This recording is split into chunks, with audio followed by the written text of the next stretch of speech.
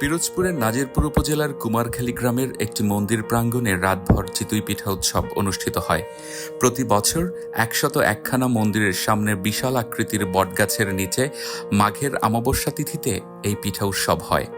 এই উৎসব শুরু হয় সন্ধ্যায় আর শেষ হয় পরের দিন সকালে। প্রচণ্ড শীত উপেক্ষা করে হাজারো মানুষের ভিড় দেখা যায় পিঠা উৎসবকে ঘিরে। অন্যান্য বছরের ন্যায় এবারও মঙ্গলবার ২৮শে জানুয়ারি সন্ধ্যায় এ উৎসব শুরু হয়ে শেষ হয়েছে বুধবার ২৯শে জানুয়ারি সকালে।